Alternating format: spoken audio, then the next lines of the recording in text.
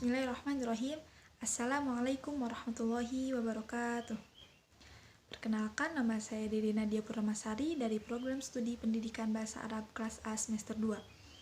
Di sini saya akan menjelaskan tentang pentingnya mengetahui perkembangan dan pertumbuhan peserta didik. Anak didik adalah generasi penerus kita. Kita sebagai orang tua harus melakukan yang terbaik untuk anak didik kita. Minimal pencapaiannya harus di atas kita. Ada beberapa indikator yang harus kita ketahui untuk menjadikan peserta didik kita sukses ke depannya. Kita harus mempelajari konsep dasar dari perkembangan individu. Pertumbuhan dan perkembangan adalah konsep dasar yang selalu digunakan dalam dunia psikologi. Pertumbuhan adalah perubahan yang meliputi peningkatan struktur dan ukuran yang terjadi secara kuantitatif. Sedangkan perkembangan adalah kemampuan dan skill individu atau pematangan struktur dan fungsi tubuh.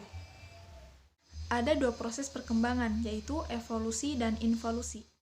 Pada saat kita anak-anak, pertumbuhan kita meningkat, tetapi saat usia lanjut atau usia tua, kita mengalami kemunduran fisik dan kematangan pikiran.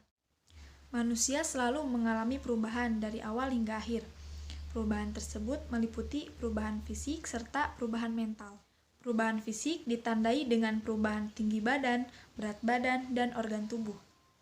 Sedangkan perubahan mental ditandai dengan memori, persepsi, emosi, penalaran, imajinasi, dan sosial. Perbedaan pertumbuhan dan perkembangan yaitu pertumbuhan merujuk kepada aspek fisik, sedangkan perkembangan berkaitan dengan skill dan bakat. Ada 8 prinsip perkembangan menurut Harlock. Yang pertama, sikap kritis. Yang kedua, pematangan dan belajar. Yang ketiga, mengikuti pola tertentu. Yang keempat, semua individu berbeda-beda. Yang kelima, setiap perkembangan mempunyai perilaku karakteristik. Yang keenam, setiap tahap perkembangan memiliki resiko. Yang ketujuh, perkembangan dibantu rangsangan. Dan yang terakhir adalah harapan sosial pada setiap tahap perkembangan. Selanjutnya, ada teori perkembangan. Menurut Krein, teori perkembangan ada 14. Yang pertama, environmentalisme. Yang kedua, naturalisme. Yang ketiga, etologis. Yang keempat, komparatif. Yang kelima, organismik. Yang keenam, perkembangan kognitif. Yang ketujuh, perkembangan moral. Yang kedelapan, pengondisian klasik. Yang kesembilan, pengondisian operan. Yang kesepuluh, permodelan. 11, psikoanalitik. 12, psikososial. 13, perkembangan bahasa. Dan yang terakhir ada humanistik. Selanjutnya ada tahap perkembangan. Tahap perkembangan dibagi menjadi 4 bagian. Yang pertama ada masa bayi dari usia 0 sampai 2 tahun. Yang kedua ada masa kanak-kanak awal dari 2 tahun sampai 12 tahun. Yang ketiga masa kanak-kanak akhir dari 12 tahun sampai 15 tahun.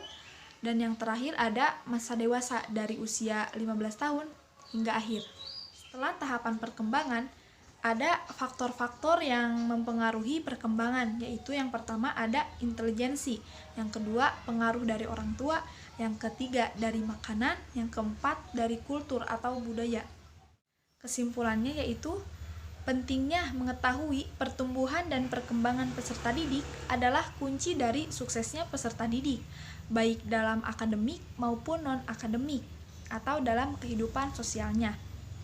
Maka dari itu, kita sebagai orang tua wajib memahami tentang pentingnya mengetahui pertumbuhan dan perkembangan anak-anak kita. Mungkin cukup sekian dari saya. Mohon maaf bila banyak kesalahan. Semoga bermanfaat bagi teman-teman sekalian. Wassalamualaikum warahmatullahi wabarakatuh.